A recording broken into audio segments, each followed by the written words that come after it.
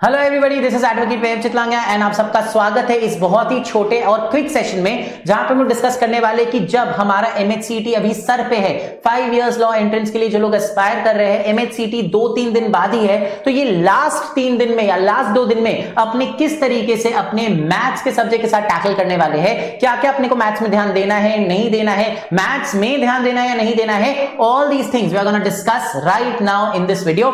जितने भी बच्चे 5 इयर्स लॉ के लिए बैठे हैं for MHCT on 30th of May 2024, आपके लिए ये वीडियो बहुत बहुत बहुत इंपॉर्टेंट होने वाला है, बिकॉज इस वीडियो में हम लोग आपका जो सबसे भयंकर सब्जेक्ट जिससे आपको एक्चुअली डर लगता है, ठीक है, बाकी सब्जेक्ट से डर शायद ना लगे बट मैथ से मेजर लोगों को डर लगता है, उसको क्या लास्ट मोमेंट में आपको करना है, लास्ट मोमेंट की क्या क्या टिप्स है वो डिस्कस करने वाले हैं। ठीक है, नाउ सबसे पहले तो गाइज हम लोगों ने क्लास में बहुत सारे टॉपिक्स हैं मैथ्स का जो किया है, बहुत तरह के हम लोगों ने क्वेश्चन सॉल्व किए हैं, बट यहां पे हम आपको बता रहे हैं वो इंपॉर्टेंट वाले टॉपिक्स जिनके क्वेश्चंस आपको इन नेक्स्ट 3 डेज में देखना ही देखना है। ठीक है, पहले सिंपल इंटरेस्ट, उससे बेसिक क्वेश्चन आता ही है। Then you have partnership, partnership में किस तरीके से किस रेशियो में आपको चीजों को बांटना है, किस रेशियो में प्रॉफिट बांटना है, लॉस बांटना है, वेरी वेरी इंपॉर्टेंट, एग्जाम में आता ही है।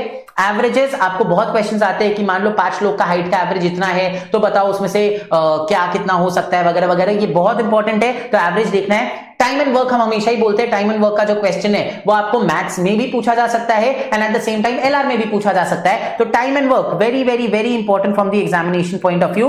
देन प्रॉफिट एंड लॉस, कई सारा क्वेश्चन आता है, CP, SP, MP, discount, discounted price, discount कितना है, मार्कअप कितना है, तो वो अपने को ध्यान से पढ़ना है।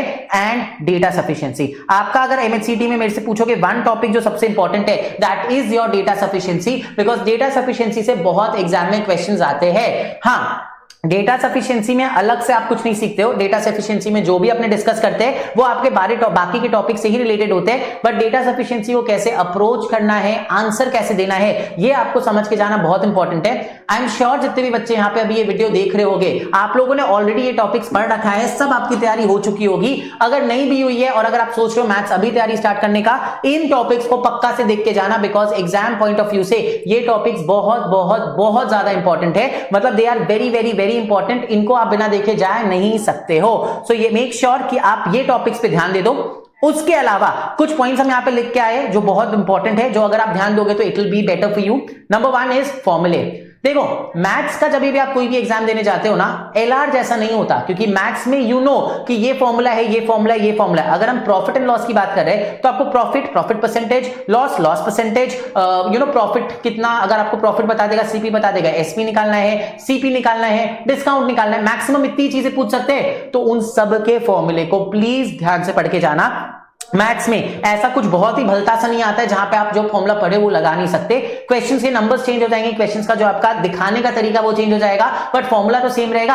अगर आपका फॉर्मूला में आप अटक गए तो ये बहुत प्रॉब्लम करेगा, बिकॉज आप कितना भी अच्छा करके जाओ, कितना भी प्रैक्टिस करके जाओ, if you don't remember the formula you will not be able to appear for the question, right. तो मेक श्योर कि अभी इन 3 दिनों में जितने टॉपिक्स है, केवल वो सिलेक्टेड वाले नहीं, सिलेक्टेड वाले में तो अपने को क्वेश्चंस भी प्रैक्टिस करके जाने हैं, बट जितने भी टॉपिक्स है उन सब का फॉर्मूले को आप अच्छे से रिवाइज कर लो, बिकॉज इनके फॉर्मूले ही फाउंडेशन है आपके मैथ्स के एग्जाम के लिए। बिना इन फॉर्मूलों को पढ़े, बिना इन फॉर्मूले को याद रखे, you will not be able to solve the questions जो आपसे एग्जाम में पूछा जा रहा है। तो very very very important, number 1, जो ये इंपॉर्टेंट टॉपिक्स है, ये इंपॉर्टेंट टॉपिक्स के क्वेश्चंस को भी सॉल्व करना है अपने को, बिकॉज हर क्वेश्चन एक अलग टाइप का होता है मैथ्स का, एंड अपने को आना चाहिए, याद होना चाहिए किस तरीके से अपने कौन सा क्वेश्चन को सॉल्व किए थे। नंबर 2, जितने भी टॉपिक्स आपके टोटल जो हम लोगों ने 10-12 टॉपिक्स किए, 12 टॉपिक्स किए, सबके आपको फॉर्मूले याद करके जाने हैं। फॉर्मूले का आप श्योर आप लोगों ने एक चार्ट बना लिया होगा, उस चार्ट में आपने फॉर्मूले को लिखा होगा। मेक श्योर कि एग्जाम में जाने के पहले वो फॉर्मूला लेके जाओ। इनफैक्ट ये एक चीज है जो हम आपको बोलेंगे, एंड तक भी मैथ्स के एग्जाम में घुसने से पहले भी देखते हुए जाना, लेके मत जाना साथ में, बट देखते हुए जरूर चल जाना कि आपके फॉर्मूले क्या क्या है। ठीक है, तो हम लोगों ने डिस्कस कर लिया फॉर्मूला रिवाइज करना ही है, it is absolutely non negotiable. अगर आप फॉर्मूला रिवाइज नहीं करते हो, आपने सोचा कि हाँ हमने प्रॉफिट एंड लॉस तो बहुत इजी है, मेरे को आता है, एग्जाम में हो सकता है कंफ्यूजन आ जाए, because you have to appear for so many subjects on one single day, right. एक ही सीटिंग में आपको सारे सब्जेक्ट्स के लिए अपीयर करना है, तो बहुत स्ट्रॉन्ग आपका फॉर्मूला होना चाहिए। जितना स्ट्रॉन्ग आप फॉर्मूला को करोगे उतना इजीली आप टाइम बचा के जल्दी जल्दी क्वेश्चन सॉल्व कर सकते हो। तो ये सारे टॉपिक्स के फॉर्मूले आपको क्लियर होने चाहिए। नंबर 2, जो क्वेश्चंस हम लोगों ने डिस्कस किया है, जो हम लोगों ने टॉपिक्स यहां पे डिस्कस किए, इन टॉपिक्स को जरूर से प्रैक्टिस करके जाना, बिकॉज इन टॉपिक्स के क्वेश्चन सबसे ज्यादा आते हैं एंड मैथ्स में केवल फॉर्मूला देख के नहीं होगा, ये टॉपिक्स इंपॉर्टेंट है, इनके क्वेश्चंस जो है उन्हें भी आपको सॉल्व करके जाना पड़ेगा। ठीक है, ये दो चीज कर लो तो मैथ्स तो हो ही जाएगा। बट देन एक बहुत इंपॉर्टेंट क्वेश्चन जो बच्चे कई बार मेरे से पूछते हैं, वो बोलते हैं सर मैथ्स तो अपना 10 मार्क्स का ही होता है, 10 मार्क्स के लिए इतना झिकझिक करना, इज इट वर्थ इट? क्योंकि आपका बाकी जितने भी सब्जेक्ट्स है वो 30 मार्क्स 40 मार्क्स ऐसे होल्ड करते हैं वेटेज, बट मैथ्स जो है, मैथ्स तो केवल 10 मार्क्स का है। तो lot of students have come and asked me कि सर मैथ्स 10 मार्क्स का ही है, लेकिन क्या उतना वर्थ है, क्या हमें इतना टाइम देना चाहिए? गाइस प्लीज अंडरस्टैंड, हम अपने एलआर के वीडियो में भी आपको सेम चीज बोले थे, मैथ्स का अगर आप मान लो 10 मार्क्स नहीं यूज करते हो, मान लो मैथ्स आप नहीं क्वेश्चंस अटेम्प्ट करके आते हो, तो आप आउट ऑफ 150 नहीं एग्जाम दे रहे हो, आप अपना एग्जाम आउट ऑफ 140 दे रहे हो। ऑटोमेटिकली बाय डिफॉल्ट आपने अपना 10 मार्क्स कम कर दिया। हम आपको वापस बार बार यही सेम चीज बोल रहे हैं गाइस, 100 से 105 लाना एमएचसीटी में is easy because ये क्वेश्चन ऐसे होते हैं जो everybody is able to solve, right? And because ये क्वेश्चन ऐसा है जो सब लोग सॉल्व कर पाते हैं, आप सबका बच्चा, मोस्टली सारे बच्चे का जिसने थोड़ी भी तैयारी की है ना, 100 to 105 आ जाता है। बट इतने बच्चों का अगर 100 to 105 आएगा तो क्या आप जाके आपको आईएलटीएस मिल पाएगा, या आपको जीएलसी मिल पाएगा, या आपके जो पसंद का कॉलेज है क्या आपको वो मिल पाएगा? The answer is no. आपको कुछ ऐसा एक एक्स फैक्टर करना होगा जो बाकी बच्चे भी कर सकते हैं, एंड वो एक्स फैक्टर का सबसे बड़ा चीज इज मैथ्स। 10 मार्क्स आपको डायरेक्टली मिल रहा है मैथ्स अगर आप सॉल्व कर लेते हो। एंड गाइस अपने को ये बात पता है कि मैथ्स लॉ के लिए जो बच्चे आते हैं, most of the people are scared of maths. कुछ बच्चे ऐसे होते हैं जिन्हें मैथ्स नहीं समझ में आता, वो लोग लॉ करते हैं। तो अगर आप अपने मैथ्स पे काम करो तो आपको 10 मार्क्स का एज बाकी लोग से ऊपर मिल रहा है। तो अगर बाकी 140 मार्क्स का जो पेपर है वो इजी आया और लोगों ने 100 एंड 105 ले आया, तो आप 10 मार्क्स और मैथ्स का ऐड कर दो तो आपको 115 आ जाएगा। This is what is going to make a difference. ये एक चीज है जो आपका डिफरेंस क्रिएट करने वाला है। मैथ्स में आप जितना ज्यादा स्कोर करोगे, याद रखना maths is the x factor जो आपको अलग करेगा फ्रॉम द क्राउड। बाकी एलआर हो, इंग्लिश हो, लीगल हो, वो बच्चे कर लेंगे, but maths is one subject जो सब बच्चे नहीं कर पाएंगे, एंड हमें उसी पे फोकस करना है। हमें ये मेक श्योर करना है कि मैथ्स में हम लोग जितना ज्यादा एज ले सके उतना ज्यादा एज लेंगे। ठीक है, तो मैथ्स को एकदम हल्के में नहीं लेना है। 3 दिन पूरी तैयारी करो। 10 ही मार्क्स है, आई अंडरस्टैंड, बट यही 10 मार्क्स आपका 100 को 110 या 105 को 115 पहुंचाएगा। यही मैथ्स आपका नो कॉलेज से आपको आईएलटीएस पहुंचा देगा। वेरी वेरी वेरी इंपॉर्टेंट, एकदम लाइटली नहीं लेना है। आई अंडरस्टैंड थोड़ा बहुत आपको डर वगैरह लगता होगा, बट आपने अगर लेक्चर्स देखा है तो आपको क्वेश्चन सॉल्व करते वक्त क्वेश्चंस आराम से बनेगा। एटलीस्ट अटेम्प्ट करना, ट्राई करना कि एक बार वापस से इन सारे क्वेश्चंस को आप सॉल्व कर लो। ठीक है, उसके बाद कुछ जेनरिक बातें जो मेरे को आपसे करनी थी। नंबर 1, एडमिट कार्ड, जो हम अपने एलआर वाले में भी बोले थे, प्लीज मेक श्योर कि एडमिट कार्ड का प्रिंट आउट आपके पास पहले से हो। एडमिट कार्ड में अपार्ट फ्रॉम एडमिट कार्ड आपको जो जो डॉक्यूमेंट्स लेके जाने हैं, उन डॉक्यूमेंट्स का पहले से एक सेट बना के अलग से रखो। सेट बना के रखोगे तो एग्जाम वाले दिन झिकझिक नहीं होगा। एग्जाम वाले दिन आपको बेमतलब का सुबह अड़ंगा नहीं आएगा। एग्जाम वाले दिन आप इधर उधर भटक नहीं रहे होगे एक प्रिंट आउट निकालने के लिए। तो मेक श्योर 2 मिनट लगता है गाइस जाके प्रिंट आउट निकालने का।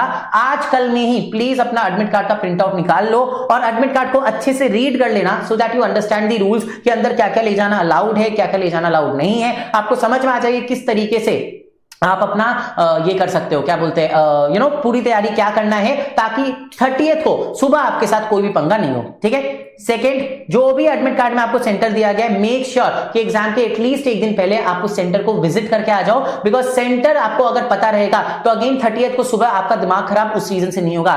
सी the objective is that we have to sit for the paper with a clear and calm mind.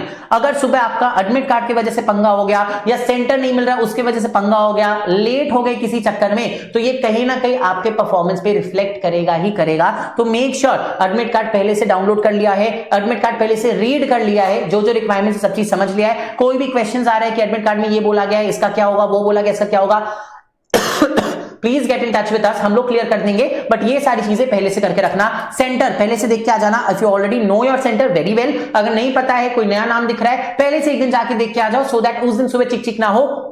The idea is we have to go to the exam with a very very very clear mind, with a very very very calm mind, क्योंकि अगर आप हड़बड़ करके गओ तो silly mistakes करोगे। जो चीज आता है आते हुए भी उन चीजों को गलत करोगे जो हम लोग अफोर्ड नहीं कर सकते एमएचसीटी में। एंड द थर्ड वन जो आपको एकदम दिमाग में मक्खन की तरह बसा के ही आना है, that is you have to attempt all the questions. Guys MHCT 150 marks का होता है and there is no negative marking, ठीक है, कोई नेगेटिव मार्किंग नहीं होता। तो यहां पे क्वेश्चंस अगर नहीं आ रहे उनको छोड़ के आने का सेंस ही नहीं बनता, क्योंकि वहां पे तो आप बाय डिफॉल्ट क्वेश्चन छोड़ दिया, आपका मार्क्स जाएगा ही जाएगा। बट वही अगर अटेम्प्ट कर लोगे और मान लो भगवान आपके साथ रहे तो देयर इज अ 25% चांस ना, 4 ऑप्शंस में हर ऑप्शन 25% चांस होता है सही होने का, तो देयर इज अ 25% चांस कि आपने जो ऑप्शन सिलेक्ट किया है वो सही निकल जाए। भाई ऐसे भी आपको मार्क्स नहीं आ रहा था, अटेम्प्ट करने पे मार्क्स कटने वाले नहीं है, तो अपने को अटेम्प्ट करके आना ही है। I don't want to hear it from anybody कि सर मेरा क्वेश्चंस मैंने पूरा अटेम्प्ट नहीं किया, मैंने 150 में से 130 या 120 अटेम्प्ट किया या 149 अटेम्प्ट किया। I want all of you to attempt all 150 questions. क्या पता हो सकता है भगवान आपसे बहुत खुश हो सकता है आपके कर्म अच्छे हो, जिसकी वजह से जो 10 क्वेश्चंस आपको नहीं आ रहे थे आपने तुक्का लगाया और वही 10 के 10 सही हो गए। हो सकता है, imagine the difference it will create, right. हमें नहीं पता कौन सा सही है कौन सा गलत है, तो भाई अटेम्प्ट करके सारे क्वेश्चंस को आना है, एक भी क्वेश्चन नहीं छूटना चाहिए, ठीक है। और ये चीज इंश्योर करने के लिए कि आप सारे क्वेश्चंस अटेम्प्ट कर रहे हो, you will have to manage your time well. तो हम लोगों ने सारे जो मॉक टेस्ट आपको दिए हैं वो मॉक टेस्ट इसलिए करवाया था ताकि आपको आइडिया लग जाए कि किस सेक्शन में किस सब्जेक्ट में कितना टाइम देना है। तो आई एम श्योर अभी तक आप लोग उस चीज को लेके एक प्लान रेडी कर लिए होगे। अगर नहीं किए हो प्लान रेडी तो वहां पे ये सोच के मत जाना एग्जाम में कि पेपर देखेंगे फिर डिसाइड करेंगे पहले कौन सा सेक्शन करना है। You need to have a plan in mind, पहले से डिसाइड करके जाओ पहले कौन सा सेक्शन करोगे, फिर कौन सा सेक्शन करोगे, कौन सा सेक्शन लास्ट के लिए रखोगे, जो क्वेश्चंस नहीं आ रहा है उनके लिए लास्ट का कितना मिनट अलॉट करोगे, उनको किस तरीके से आप कंप्लीट करने वाले हो। There has to be a clear plan of your exam कि किस तरीके से आप एग्जाम अटेम्प्ट करने वाले हो। बहुत सारे बच्चे होते हैं जो बोलते हैं कि ठीक है क्वेश्चंस देख के हम लोग देख लेंगे कौन सा पहले करना है। गाइस मत करना, क्यों?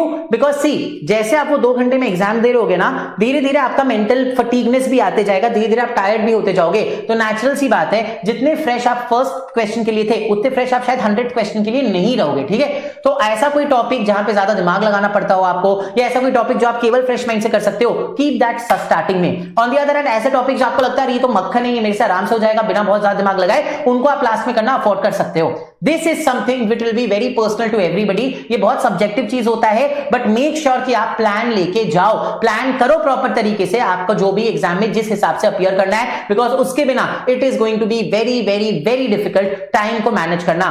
150 क्वेश्चंस है, 120 मिनट्स है, you anyway do not get more, मतलब do not even get 1 minute for 1 question. तो आपके पास एक प्लान प्रॉपर होना चाहिए। मेक अ प्लान, एग्जाम के टाइम पे स्टिक टू इट, एंड ये सारी चीजों को ध्यान रख लेना। तो I am pretty sure maths आपको प्रॉब्लम नहीं देगा, इनफैक्ट मैथ्स आपको और ज्यादा मार्क्स स्कोर करने में ही हेल्प करने वाला है, ठीक है।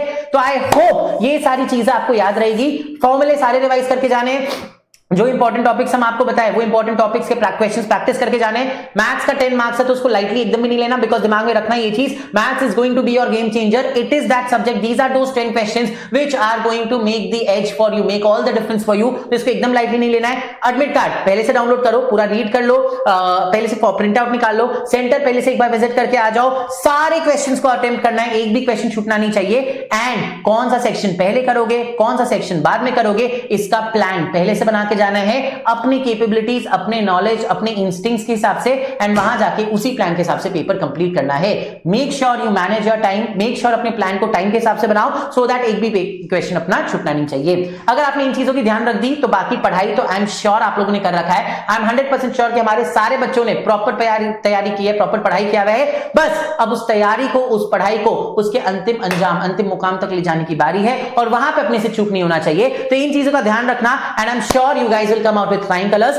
All the very best guys, have faith in yourselves, have faith in your hard work, and I'm sure आप लोग बहुत अच्छा रिजल्ट लेके आओगे। I can already see 5-6 of you at least in IELTS, so make sure कि आप भी इसी पॉजिटिव एटीट्यूड के साथ जाओ, अच्छे से एग्जाम देके आना, और जल्दी जल्दी मैसेज करना, बताना कैसा गया पेपर, ठीक है। तो यहीं पे हम लोग अब रखते हैं इस सेशन को, मिलते हैं बहुत ही जल्दी। आप लोग पेपर देके आओ, तब अपने बात करेंगे। तब तक के लिए हंसते रहिए, खुश रहिए, धन्यवाद।